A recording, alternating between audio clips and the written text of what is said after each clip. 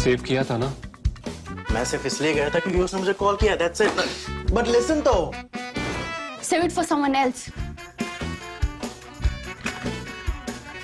जिंदगी में सेव करना जरूरी है, मगर जब बात पैसों की हो, सिर्फ सेविंग से काम नहीं चलेगा. इक्विटी म्यूचुअल फंड्स में इन्वेस्ट कीजिए और अपने सेविंग्स को आगे बढ़ने का मौका दीजिए. Mutual fund investments are subject to market risks. Read all scheme-related documents carefully. I'm with Ambassador Navdeep Suri right here in New Delhi, of India's former ambassador to Egypt during a very interesting period during 2011 when the Arab Spring was taking place.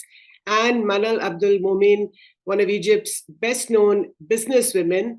Madam Momin is a member of the Egyptian Council for Foreign Affairs. She sits on the advisory board of the Africa Nenda, an African-led organization to accelerate growth of instant and inclusive payment systems. She knows India very well and has led Egyptian business in the agriculture, oil, and refinery sectors. Welcome both of you to ThePrint. Thank you. Thank you. Ambassador Suri, may I start with you? The Egyptian President Abdel Fattah El-Sisi is in India. He will be the chief guest of India's Republic Day. A big event, no doubt, especially after COVID. We haven't had an Egyptian president for some time. But my question to you is, why has India asked Egypt to be part of this very important celebration of ours? And as an Indian, why should it matter to me? Because Egypt matters. It is a pivotal state. It straddles Asia and Africa. It sits on that intersection along with the Suez Canal between Europe and Asia and Africa. It is a civilizational giant when you look at it in historical terms. It is a country with the largest population in the Arab world and a very young population at that. And it's a country with the largest standing army in the Middle East. So for all of those reasons and plenty more, I think whether you look at it from economics, history, geography, demographics, all of those reasons, Egypt matters. And for several years, in fact, for some decades, I would say, our relationship with Egypt had really slipped. Many of us remember with nostalgia, Indians and Egyptians remember those days of Gamal Abdel Nasser and Pandit Jawaharlal Nehru. And yet, I think post the Camp David agreements, Egypt started looking westwards. India got busy with its own things. And then during President Mubarak's time, and he was, remember, president for almost 3 decades, not very much happened. And so I'm actually delighted that after 2 visits by President Sisi over the last 7 years, he's coming for a 3rd time as the chief guest. And I think these visits send a very important signal. When we invite somebody as chief guest for Republic Day, we're really sending a message to that country, to its people, and to the world that this country matters for us. No, that's fine. But Madam Momin, can I ask you, I mean, does Egypt really care? So, President El-Sisi is coming to India, like Ambassador Suri said, he's been here a couple of times before. But how does it make such a big difference? You guys are looking westwards, India is looking westwards. So why should it matter to Egypt that he's coming to India? No, it matters a lot. India and Egypt, I will not repeat what Ambassador Suri just said, but it matters a lot. There is a lot of affinity between both countries. And Egypt at the moment Egypt doesn't really look west. Egypt looks where it is best for it. And we see at the moment there is a lot of geopolitical reset in the world. And yes, it has been slipped, the relationship, but let's all remember that I think there is a kind of nostalgia to the non-alignment and to the big nation of is there nostalgia? Is there nostalgia in Egypt? And who cares about nostalgia? I mean, it's the good old days or the bad old days of non-alignment. Today, the world has changed so much, like you said. No, it is not a nostalgia per se, but it is really trying to revive a time where there was a lot of historical important moment. And the non-alignment movement is not dead, but it need to be revived. And that's why I think kind of this visits are important, and it is mattering to Egypt. So, Ambassador Suri, the same question to you. I know you said that India is not looking westward, but the question is that these last few years we have been consumed. You have the Asia Pacific, you have the Quad. Of course, India's relations with the US are sort of alive and well. Then you've had the Russia-Ukraine war over the last. I mean, seriously, the good old days or the bad old days of non-alignment must remain in the past. Why bring it up again? No, I think there's a contemporary context to it, Jyoti. And the contemporary context is that you no longer have a unipolar world. You are moving towards multipolarity. And in that multipolarity, each significant country, whether it's India, whether it's Egypt or several others, wants to have maximum strategic autonomy for its actions. It wants to be able to pursue its national interests. And for that, all of us are engaging in multiple relationships, not just one relationship. And there is no contradiction between them. We are still buying oil from the Russians, even as we are friends with the Americans. We are still trading with the Chinese, even as we have problems with them. And in the Middle East, for example, we are friends with Israel, and we are friends with the Gulf countries and with others.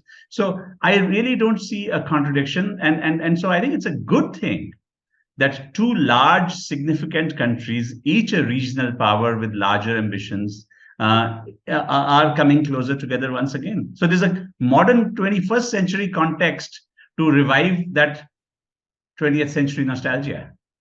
Madam Momin, you know India, you've traveled to India often. You do travel to India even today, several times a year. How do you see the two countries, both developing countries in a sense? I mean, Egypt is doing quite well, even though in the last couple of years, I suppose with COVID, it slipped a bit. But how as an Egyptian, how do you look at India? Looking at the rapprochement between India and in Egypt, you mean by that? No, as an Egyptian, I mean, how do you look at India? Today, India. We look at India, I'll tell you. I mean, as globally, the Egyptian, they see India as like Egyptian. I mean, we have a lot of similarities on all levels. I mean, you find the man in the street, he loves Indian movies, and you find the politician, they understand very well the importance of India and Egypt together being in the Southern Hemisphere. And this is very important because now with the new globalization and everybody is changing more or less their relationship, we think that India has been always a very reliable partner on all aspects. So, and people like India that from the culture point of view, and we have a yearly superb cultural event in Egypt. And from the manufacturing investment, India is employing a lot of Egyptian in Egypt. There is a lot of investment. I mean, it's one of the major real investor in production. Mm-hmm. So there is a lot of, and we understand the importance of India in the IT. We recognize the importance of India in the military, and we recognize the democracy of India as well. So the Egyptians are extremely happy to see that we will be back maybe to a very good partnership, because as Egypt is important to India, Egypt is a big market, as Ambassador Suri just said. Egypt is a gate to the COMESA, which is a inter-Africa free trade. So that's why there is a lot of industry, Indian industry in Egypt, where they can benefit from all this trade agreement globally in Africa. And at the same time, is a huge market. It's a big market compared, of course, not to. And we have a lot to take, a lot. I mean, so something like that will be superb, especially nowadays.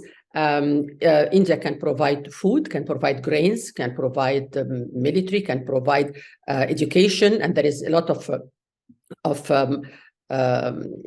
programs that helped Egyptian students to go to India. So the man India for them is India. I mean, how do you look at President Al-Sisi, this image that he has a strong man like Prime Minister Modi? Well, Egypt has pretty much always had strongmen. I think there was an aberration in a sense of elections and an elected president who lasted for a very short while.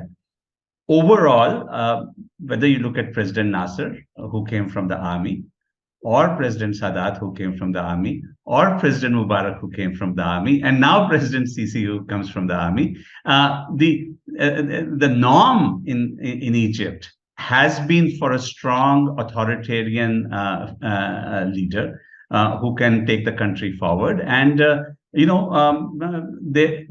doesn't have the kind of democratic structures that India has been able to develop in the 75 years since our independence. Mm-hmm. And would you agree with that, Madam Momin? Yes, I agree with that. That what we lack could be in Egypt the checks and balances. I mean, we have the democracy for sure, because by the book, there is a democratic elected president, there is a parliament, but it's the checks and balances which are not really enforced in Egypt like in India. We don't have like the Right of Information Act. We don't have those things that makes people, I mean, whoever is able to monitor that democracy is flowing. And how do you look at Prime Minister Modi? He is also seen as a very strong leader in India, and globally, of course, his reputation as a very powerful leader. How do you see him in Egypt? Well, we see him either as a powerful prime minister, that he's trying really to reposition very rightfully India on a right place, from trying to have the permanent seat in the Security Council, having now the G20, and even the speeches of Prime Modi when they're saying that, I mean, we need to get all together to get especially the rapport South-South. So he is a strong leader. We don't really see internally, because we don't. I have to be honest. It depends what the media is projecting on some of the fact. But yes, I mean, he is a strong leader, and we have nothing against that. I mean, we didn't see something like, negative, or he's taking India away from everybody. On the contrary, I mean, he's a strong leader taking India internationally. We're talking here multilateral or bilateral, everywhere. And rightfully, I mean, it's the 5th largest economy in the world at the moment. So, Ambassador Suri, the fact that Egypt's president is coming to India in a time where India is leading the G20, is there a message there somewhere? I mean, we do talk about South-South cooperation, but I think people's eyes sort of glaze over when you talk about that, because everybody is looking to the richer countries of the West and of the North. So, realistically, how does South-South cooperation work? I think that it's more important than ever before that countries like India and Egypt, which have a voice in the global South. Do they have a voice? They certainly have a voice in the global South. Egypt has just hosted COP27 on a range of issues. Egypt is very articulate in terms of representing some of the interests of the developing countries of Africa in international forums. Remember, there are lots of small countries that do not quite have the diplomatic capacity or economic capacity to make their voices heard. And it's a role that we play in our own enlightened self-interest, that whether you talk about climate change, and with that you're talking about adaptation, mitigation, loss and damage that countries have suffered for no fault of theirs. If we talk about issues that are coming up now, like data privacy, for example, and who keeps the data, and all of this new architecture, the reality is that a lot of countries don't have the capacity to defend their interests. And I think if countries that are large and influential, with a strong diplomatic tradition, like India and Egypt are, and if they start speaking with the same voice, then in that engagement with the global North, the South becomes that much more powerful. So I think this kind of coordination between two significant players will only benefit the South. And I wouldn't underestimate the importance of this in dealing with some of the issues that we are dealing with currently. So the fact that Prime Minister Modi has invited President Al-Sisi, like you said earlier, this is his 3rd visit. I mean, on the one hand, I am saying to you that cooperation between developing countries, there seems to be sort of less and less interest. On the other hand, he has come to India a couple of times before. So do you think that Prime Minister Modi is, in a sense, taking a leaf out of President Al-Sisi's book? Because look at the way he crushed the Muslim Brotherhood. I mean, do you think that that's, and he said, and I'm just quoting, he said in 2021, President Al-Sisi said that that the Muslim Brotherhood has been eating away at the mind and body of Egypt for 90 years. So I'm wondering whether there is some sort of echo in India. Again, I would take you back in history, Jyoti. President Nasser was the first leader to really crush the Muslim Brotherhood. After that, President Sadat, in fact, died at the hands of an Islamist after signing the Camp David Accords. President Mubarak tried at various places to accommodate, but he also ended up, the tradition in Egypt, it is a predominantly Muslim country. I think 85% or 87% of the population is Muslim, but the political tradition has been fairly secular. And the problem with the Muslim Brotherhood, and I saw that firsthand, is what is their slogan? Their slogan is Islam Hua al-Hal. Islam is the solution. Whether it's an economic problem, it's a political problem, it's a religious problem, whatever it might be. And that doesn't resonate well, particularly with the Egyptian elite. So why is that not a solution? Why not? Because they didn't have a plan. They were not able to have everybody. They came as Muslim Brotherhood. They had only Muslim Brotherhood people they know who came to take key position. They change the people who are like intellectual or the people who are expert in some domain. They change them. It was what's important for them was to be in all the position and the key position, regardless if they are capable or not. So what happened is that there was so many problems.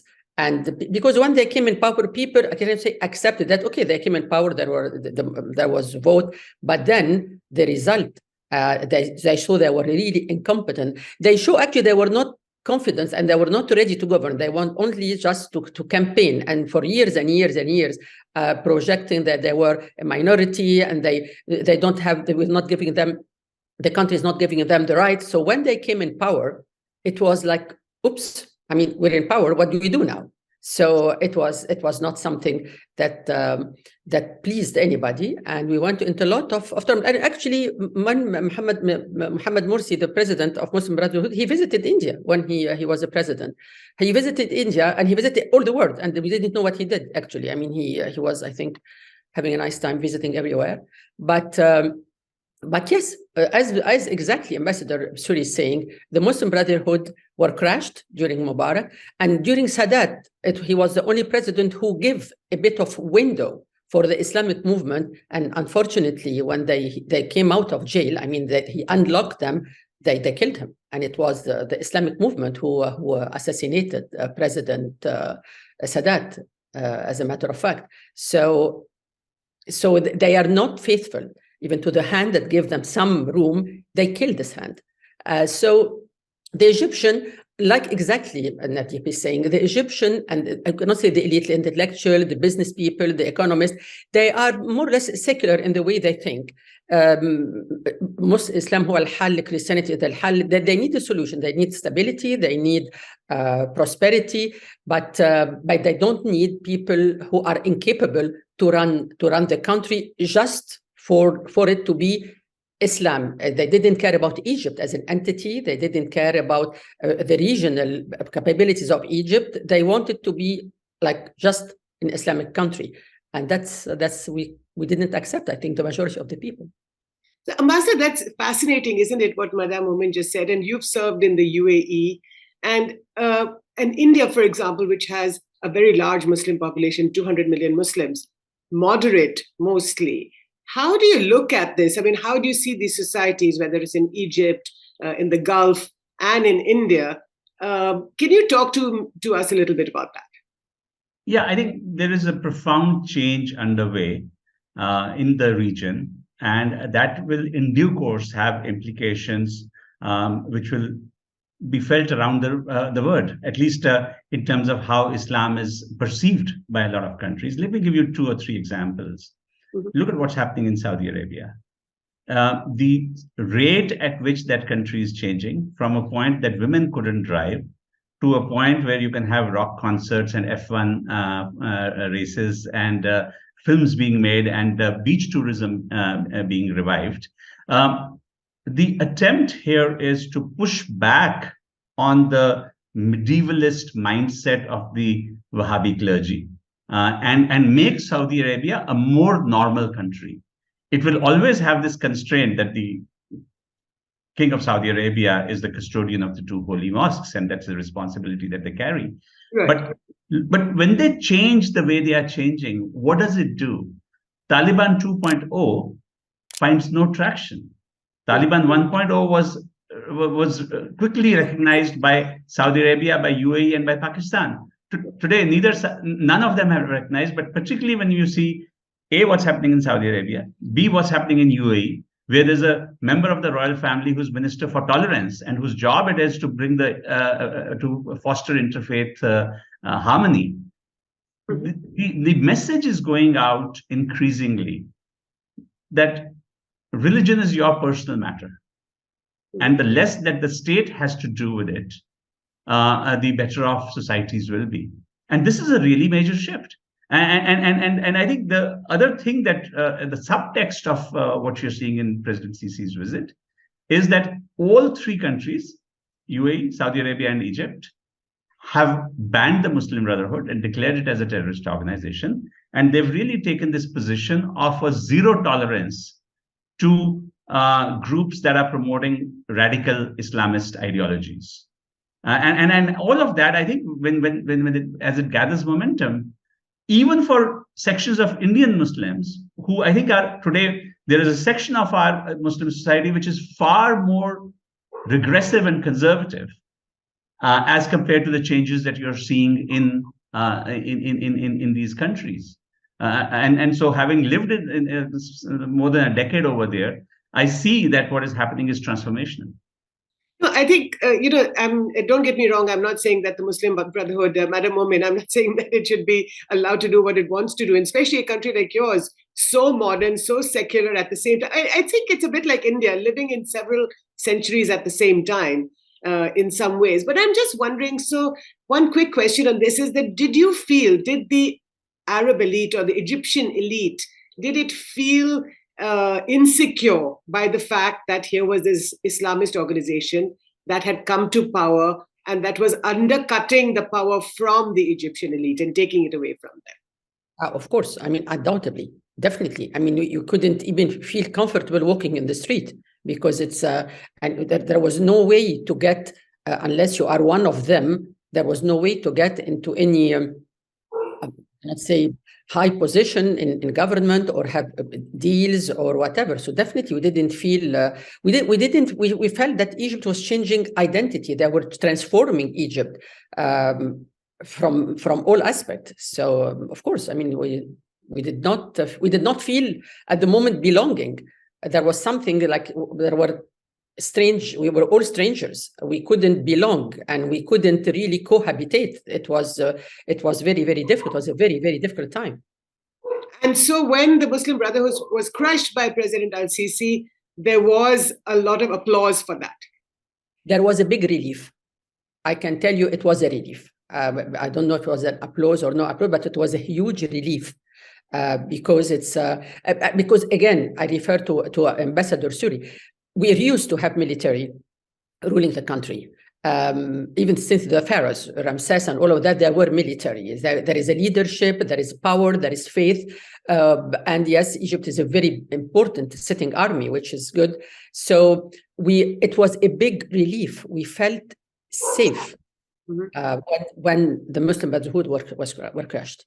Of course. Ambassador Suri, I'd like to draw you away from this very fascinating part of this conversation towards trade and economic ties. And in a very interesting article that you wrote from the Tribune, and you talked about how Egypt's location, like you said earlier, straddling on the Mediterranean, but you also talked about this special economic zone on the Red Sea. Tell me a little bit about that and how the Chinese also have a large tract of land that on which they've got their enterprises. So let me make just 3 quick points. One, geographically, on the 2 banks of the Suez Canal, the government of Egypt has identified large chunks of land and designated them as the Suez Canal Economic Zone, and given some fairly substantial tax and other incentives to attract companies to come and invest into manufacturing in that area. The advantage is obvious. When you make products there, you have access to markets that are next door in Asia, Africa, and Europe. And secondly, you have the advantage of cheap labor, which there is plenty in Egypt. And third, Egypt has this remarkable network of free trade agreements that it has signed with the Europeans, with the Africans, with the Arabs, and others. So you get duty-free access for products that you manufacture over there. Now, the Chinese, as usual, are the first movers. And they moved fairly quickly to get a 7.3 square kilometer enclave, where they are now trying to bring in a cluster of Chinese manufacturing companies. And to me, looking at it both from an economic and a strategic point of view, one, there is an economic opportunity for India also to do the same. But second, also, you do want that Indian companies should be there to compete with the Chinese. Otherwise, it's a huge advantage for Chinese to be dominating that particular landscape. And that's why in my article, I've said that it's high time that we woke up. We have 1 or 2 companies like Renew, which has signed a big contract for green hydrogen. But we need many more. And we need a coordinated approach between government and industry to really try and make an impact into this very critical, pivotal area geographically. So, Madam Momin, you're a businesswoman. You work with Indian companies, including Kirloskar, for example, you were telling me earlier. Do you think that Indian companies or Indian business, are interested in coming and working in Egypt? Do you think that they have the capacity to compete with Chinese companies and establish a presence there? How do you look at this?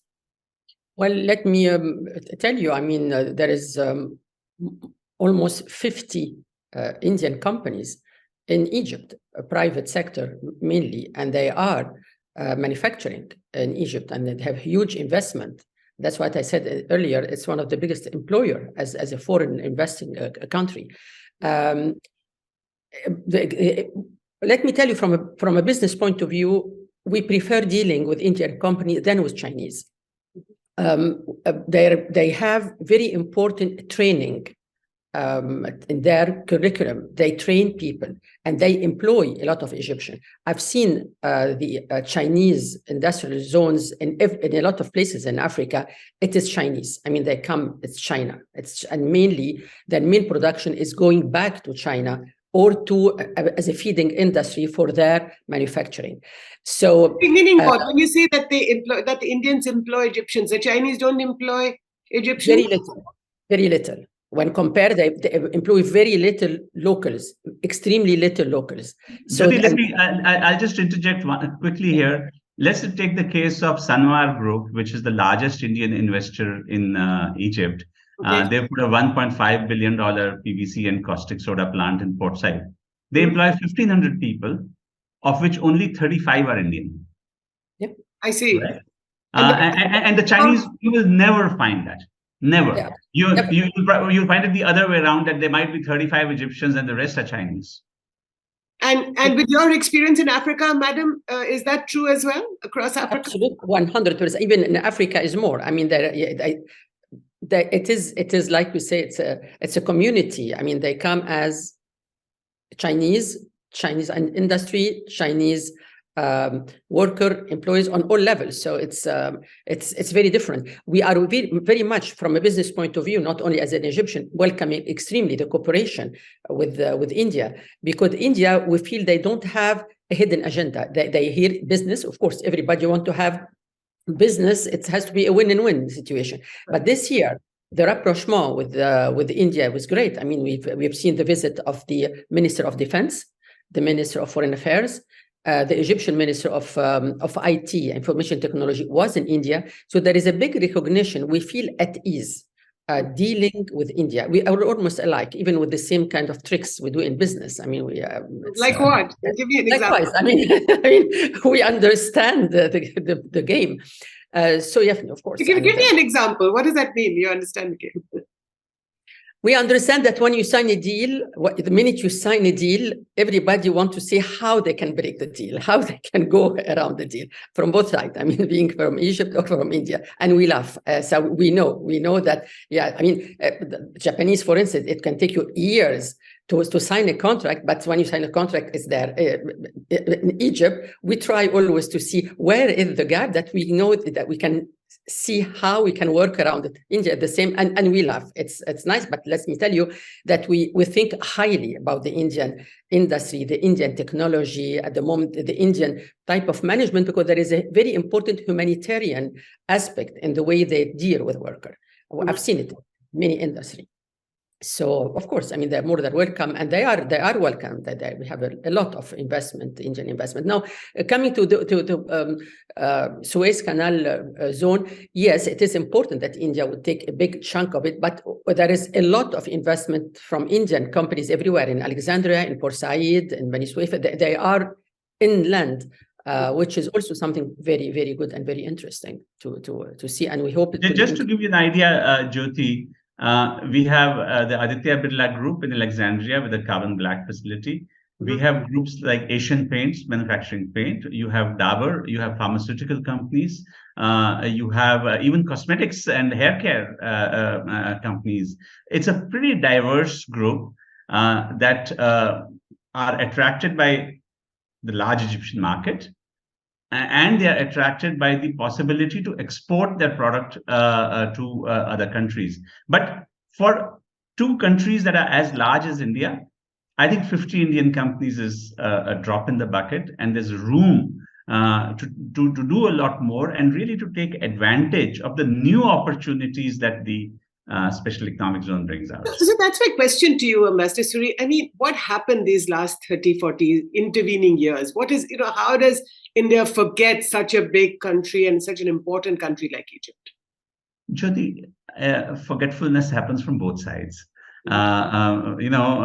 Both sides get busy with other things. But in this particular case, the story that I'd heard as part of diplomatic folklore, you might say, is that when President Mubarak came to India in 1982 for the non-aligned summit, there was some gaffe in the seating arrangement in terms of protocol.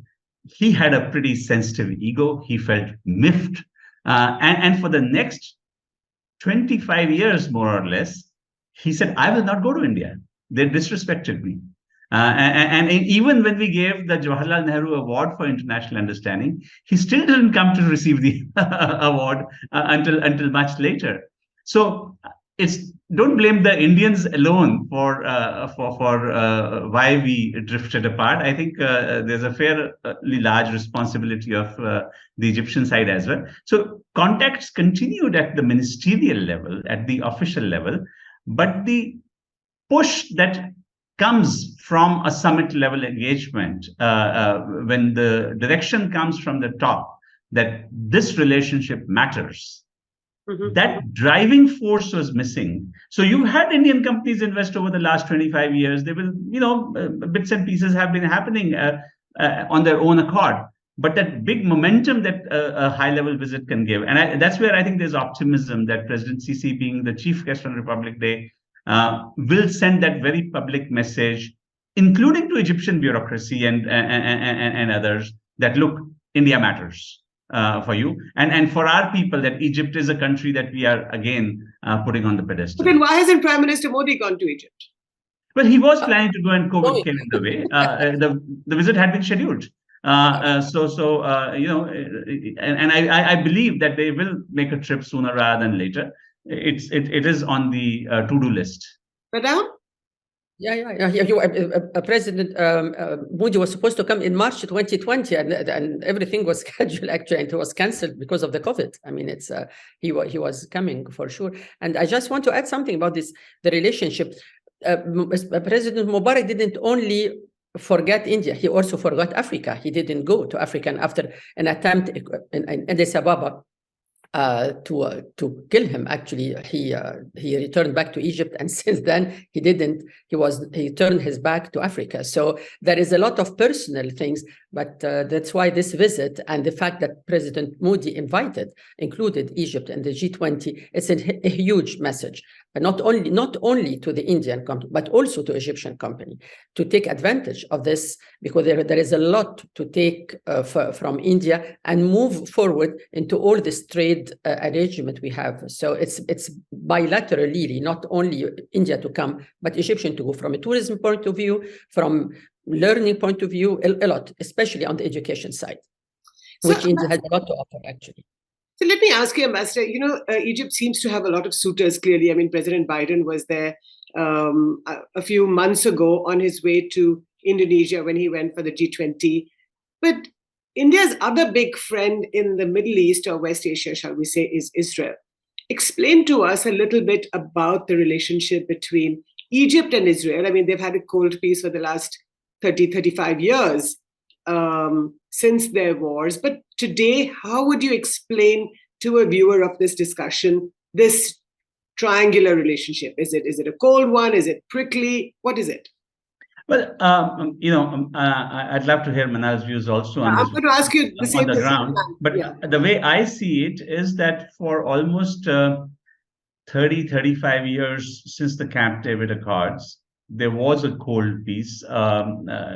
There used to be a saying in the Middle East that you can't have a war without Egypt, and you can't have peace without Syria, as far as the Arab-Israeli conflict was concerned. And sure enough, after the Camp David Agreement, you haven't had a full-blown war in the region. You had skirmishes in Gaza and so on, but not the 1973 kind of a full-blown war.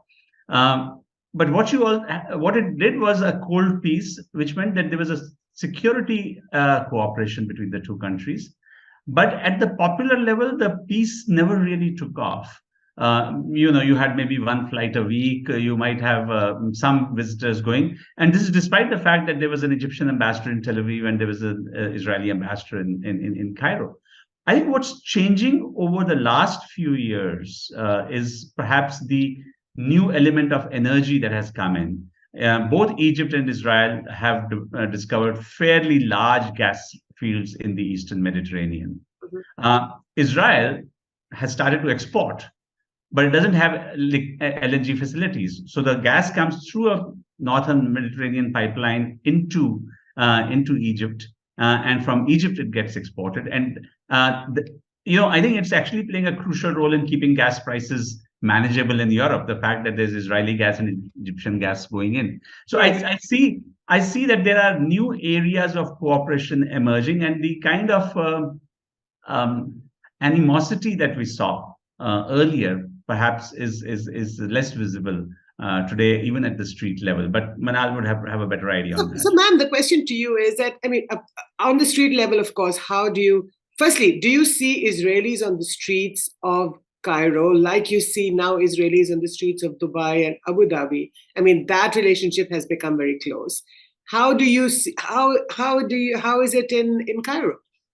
No, we don't see Israeli in the street easily, because they care about their security a lot. They might be a bit on the Red Sea, but the fact that we didn't see this honeymoon like it's happening in United Arab Emirates or whatever, although we've been in peace treaty for almost 40 years now, is that Egypt has always looked at some very important point, and this message is always reflected on the population, that Egypt would like Israel to go back to the 1967 borders. And this message is all the time, everywhere. So the Egyptians themselves, they feel there is something missing yet to be done. What's happening all the time in Jerusalem, when you see Al-Aqsa Mosque, and Al-Aqsa Mosque is a very holy place, and you see this many times. Just even lately, there've been a lot of aggression in the Aqsa Mosque. The Egyptians get a bit sentimental about that. So that's why, even if there is this issue. There is business happening between Egypt and Israel. There is a QIZ. I mean, of course, I mean, there is a lot of cooperation. Definitely the gas was like the cherry on the top of the cream with all this what's happening with the gas. But it has always been like in the radio garment, the quiz is very important. We can export to US if there is 10% Israeli component in the ready-wear garment or in any industry, then the US market is open for us. But this street is very sentimental. So that's why the messages has always been coming that, yes, we have a peace agreement, but they should not build any new settlement. That they are going to the mosque with their shoes. So this is the fact that in the street, and you can see it even in Qatar. There are so many interviews that people, the men in the street, they will tell you, no, I mean, you're an Israeli reporter, we're not going to talk to you. So there is this bit missing in all this really peace. But I think as a population, everybody is welcoming everybody. It's just not as people think. There is a lot of propaganda anti really the fact that we're all happy and we are going to live all happily forever. So 2 questions to you, Ambassador Suri. The first is that how does the Emirati come to terms with what's happening in Israel? The Egyptian hasn't clearly, and I think the comments that Madam Momin is making about the feeling, the very strong feeling, not just that the devout have for the Al-Aqsa Mosque, but Muslims in general. So how has the Emirati come to terms with that? How has the relationship with Israel become so large?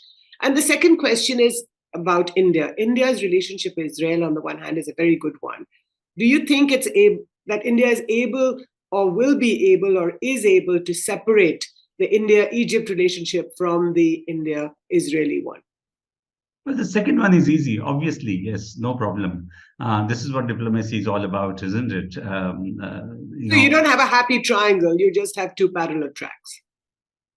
To the extent that the UAE, Saudis, and Egyptians are in the same camp, don't be surprised.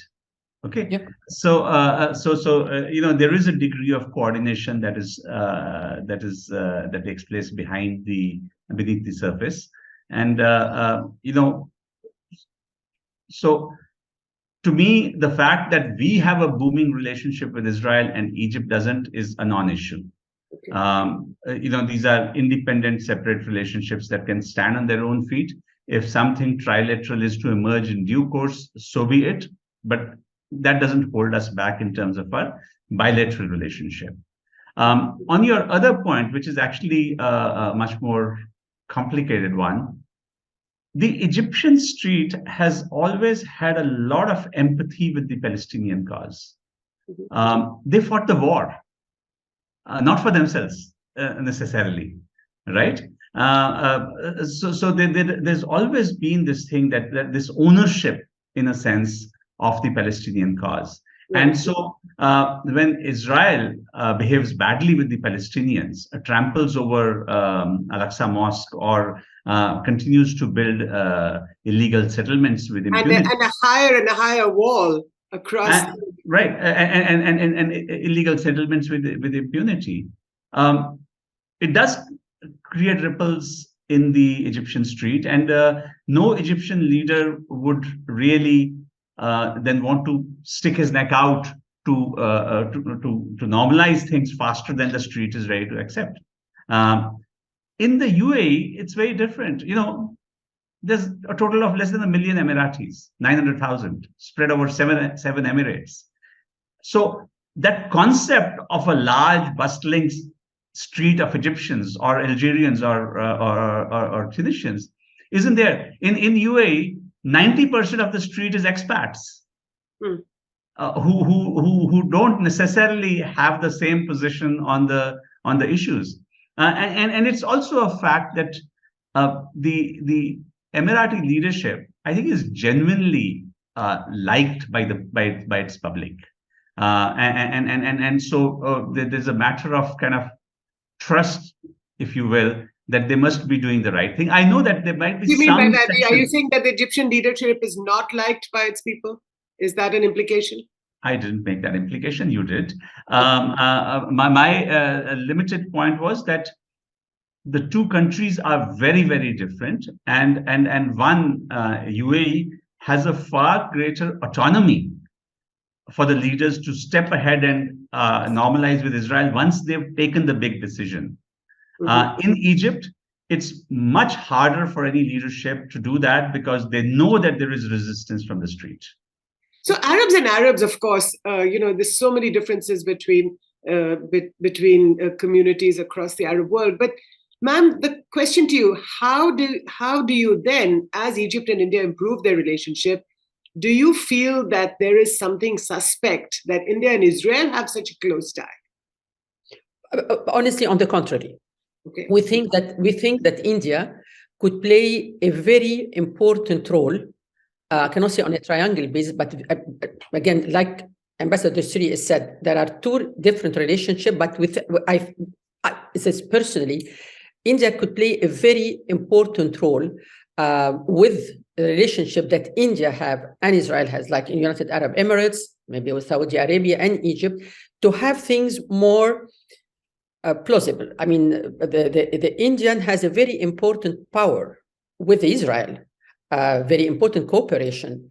And I think from some speeches I heard from Prime Minister Modi that I think India is ready, willing, and able to take a role of really a middle power. I mean, middle part. Yeah, to take people together. It's more of togetherness, and that even he said to President Putin. He told him, nobody's going to war now. Why you go to war? You can solve everything peacefully. And I think with the visit of President Sisi and the importance that Egypt has no legal problem signing anything with Israel. I think we have trade, and but I personally think that I'm very optimistic with what India could play with their excellent relationship with everybody, with China, with Israel, with Brazil, and India recognize the importance of Egypt geographically, and I think they also recognize some of the challenges that Egypt is facing now.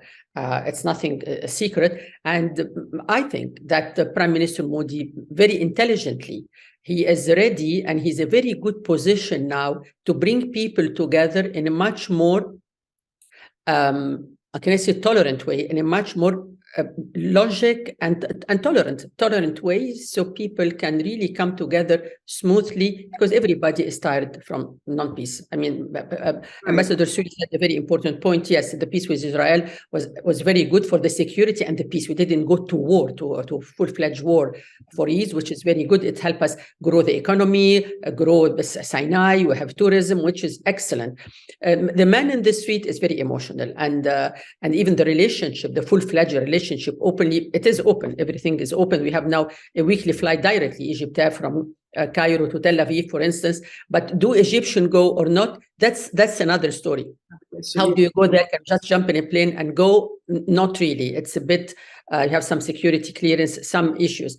I'm personally very optimistic with the position that India now is taking by the G20 and other, and I think they have all the atu to play a very important role in bringing people together. So absolutely, the last question to you, Ambassador Suri.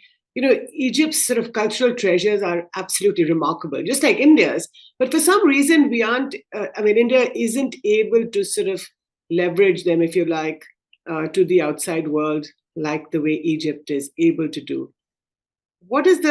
How do you think you can, how can India learn from Egypt? Yes, Egypt has done a great job in promoting its tourism, but allow me to say that there are 2 or 3 big advantages that Egypt enjoys. One is, all of the treasures are along one narrow corridor, which is the Nile Valley. Mm-hmm. They are not scattered all over. That's hardly an excuse, Ambassador. No. Listen. It makes it easy to cover the treasures.